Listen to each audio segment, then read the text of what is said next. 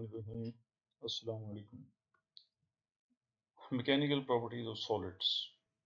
Explain the deformation in solids. Solid deformed हो जाते हैं, यानी उनकी फॉर्म, उनकी शक्ल है वो तब्दील हो जाती है. शेप, लंबाई या वॉल्यूम, इसमें डिफॉर्मेशन पैदा हो सकती है. डिफॉर्मेशन को देखने के लिए सॉलिड के अंदर उसकी मैकेनिकल प्रॉपर्टीज में पहली property the deformation, change in shape, length or volume is produced when a body is subjected to some external force. जब कोई बैरूनी कुव्वत लगती है तो उसमें डिफॉर्मेशन पैदा हो सकती है. In crystalline solids when external force, crystalline solid में जब एक्सटर्नल फोर्स अप्लाई होती है,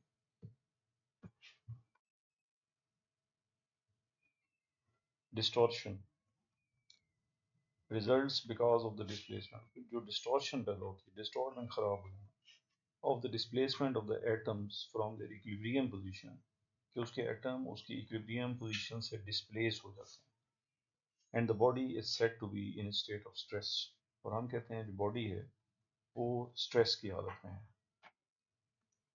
अगर हम स्ट्रेस को रिमूव कर दें, यानी फोर्स हटा दें, after the removal of the external force, atoms return to their equilibrium position, तो एटम अपनी इक्विलिब्रियम पोजीशन पर वापस आ जाते हैं. वो जो बॉडी है वो अपनी ओरिजिनल शेप रीगेन कर लेता है, प्रोवाइडेड दैट, बशर्ते कि, यानी शर्त यह है कि external applied force was not too large, कि जो एक्सटर्नल अप्लाइड फोर्स है वो इतनी ज़्यादा ना हो कि उसे उसकी ओरिजिनल हालत से परमानेंटली चेंज कर दे. इसकी एक मिसाल दी जा रही है. अगर हम एक रबड़ बॉल को होल्ड करें, if we hold a soft rubber ball in our hand and then squeeze it, और उसे दबाएं अच्छी तरह से, जितना कुव्वत हो उतना कुव्वत लगा दें, तो उसका शेप या वॉल्यूम बॉल की जो है वो तब्दील हो जाएगी. ये देख सकते हैं आप यहाँ पे डायग्राम में, ये हर तरफ से इस पर फोर्स लगाई गई है तो उसकी शेप चेंज हो जाएगी. ये ओरिजिनल रबड़ बॉल है. ये जब कुव्वत हटा देंगे शेप चेंज होने के बाद दोबारा अपनी पहली हालत रीगेन कर लेगी. However, if we stop squeezing the ball and open our hand, the ball will return to its original spherical shape. This has been illustrated schematically in the figure A. इसको इस फिगर में वजाहत से दिखाया गया है. Example 2. अगर हम एक रबड़ स्ट्रिंग को होल्ड करें अपने हाथों में और अपने हाथों को मूव करें अपार्ट, कुछ हद तक उसको हम खींचें, एक्सटेंड करना चाहें, तो जो स्ट्रिंग की लेंथ है वो बढ़ जाएगी क्योंकि हमने अप्लाइड फोर्स लगाई है उसके ऊपर और हमारे हाथों पर भी फोर्स लग रही होगी. जितना ज़्यादा हम फोर्स लगाएंगे उतना ज़्यादा लेंथ में इजाफा होगा. अगर हम अप्लाइड फोर्स हटा दें तो स्ट्रिंग अपनी ओरिजिनल लेंथ पर वापस आ जाती है.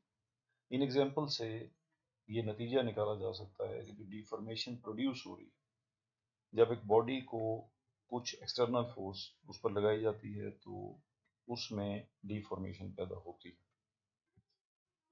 In crystalline solids atoms are usually arranged in a certain order. These atoms are held about their equilibrium position. Atom अपनी equilibrium position के इर्द गिर्द कायम होते हैं.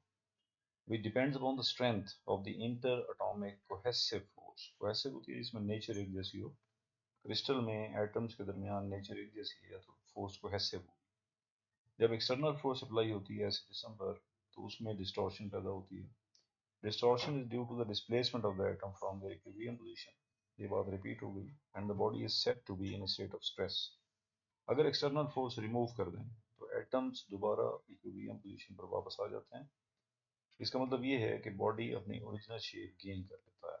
इसका मतलब जो बॉडी है वो इलास्टिक है. तो ऐसा बॉडी जो अपनी शेप को गेन कर ले वो इलास्टिक बॉडी कहलाता है. अब आप यहाँ डायग्राम में देख सकते हैं कि एक क्रिस्टल है, इसके ऊपर जब फोर्स लगाएगी अपवर्ड और डाउनवर्ड किसी मैकेनिकल मशीन की मदद से, किसी मैकेनिकल टेस्टिंग मशीन में रखे, तो ये ओवल शेप में हो गए. ये आप देख सकते हैं ये ओवल शेप में हो गए सारे. और अगर फोर्स इधर डाउनवर्ड और इधर भी अपवर्ड लगाई जाए, अपोजिट सिमत में फोर्स लगाई जा रही है, यहाँ भी अपोजिट थी, तो अब ये ओवल शेप में हो गए हैं horizontally.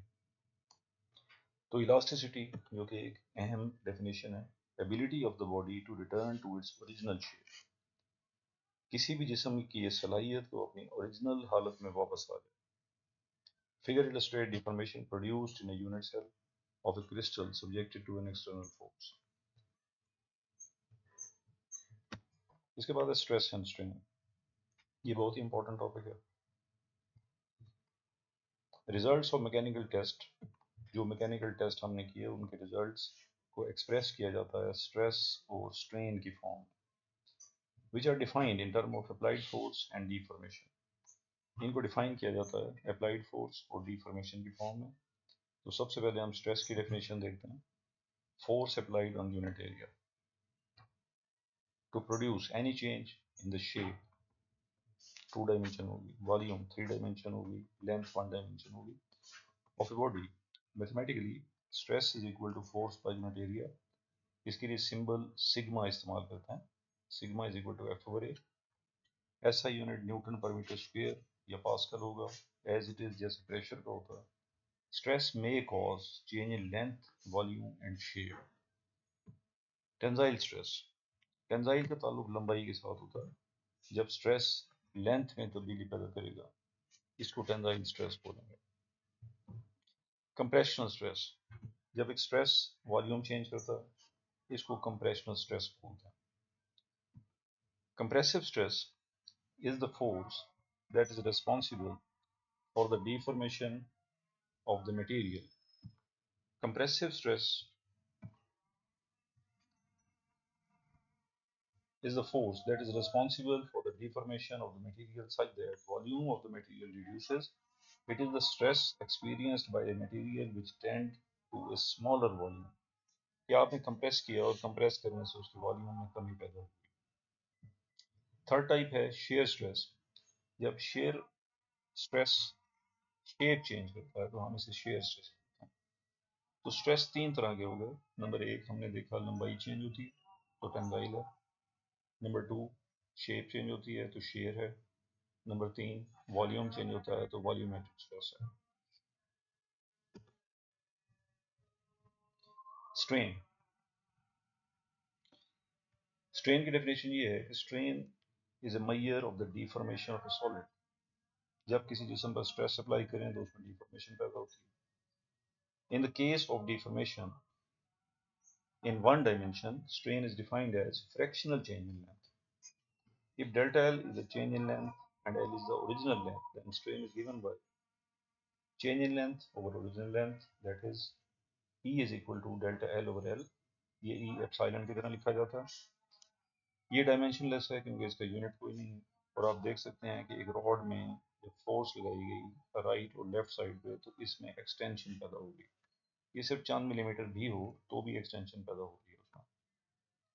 Tensile strain, if strain E is due to tensile stress, it is called tensile strain.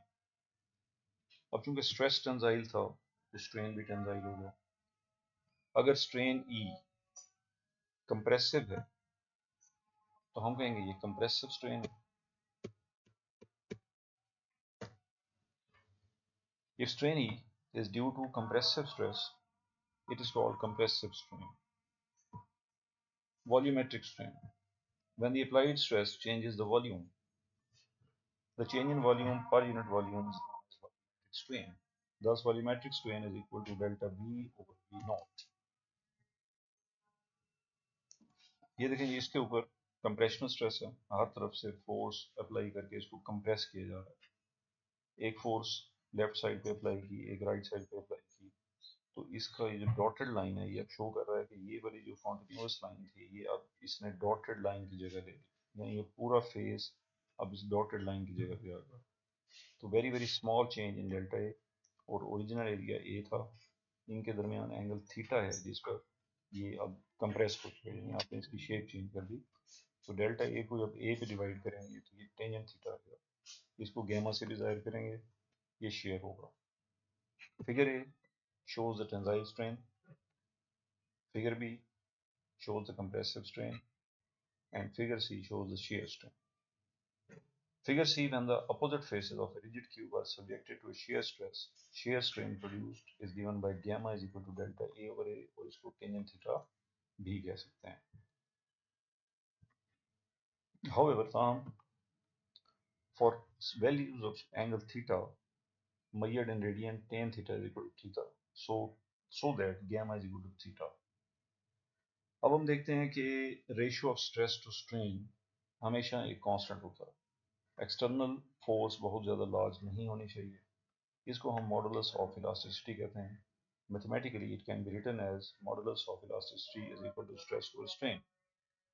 Units newton पर मीटर स्क्वायर या पास्कल हैं.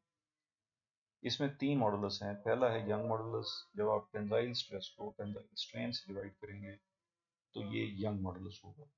इसको हम कहेंगे y is equal to x over delta L. Bulk modulus, three dimensional deformation में जब हम tensile volumetric stress को वॉल्यूमेट्रिक स्ट्रेन से डिवाइड करेंगे तो हम कहेंगे जी कि ये बल्क मॉडुलस है. इसको के से ज़ाहिर करते हैं. और शेयर मॉडुलस में ratio of the shear stress to shear strain is called shear modulus. इसको जी से डिनोट करते हैं. और जी बराबर है F over A over delta A over ए यानी tan थीटा. ये हमारा टॉपिक यहाँ कंप्लीट हो गया. ये एक टेबल है. इस टेबल को आप इसमें यंग बल्क और शेयर मॉडल्स दिए हुए हैं. आप इनको ज़रूर गो थ्रू कीजिए. इसमें जहाँ डैश होगा इसका मतलब ये एग्जिस्ट नहीं करता. जहाँ पे ज़ीरो होगा इट मीन्स जैसे मरकरी के लिए ज़ीरो है यंग मॉडुलस, और इसी तरह से वॉल्यूमेट्रिक मॉडुलस जो बल्क मॉडुलस है वो भी ज़ीरो है. तो इसमें हम देखेंगे कि उसका शेयर और यंग मॉडुलस ये नहीं, यानी उसके लिए आंसर ज़ीरो आ रहा है. तो ये नेक्स्ट लेक्चर होगा जी. आपको इसको अच्छी तरीके से तैयार करें. बहुत इंपॉर्टेंट है. अगर ये पेपर में है तो इसको लाजमन हल करें. नेक्स्ट लेक्चर तक के लिए जी इजाज़त. अल्लाह हाफिज़.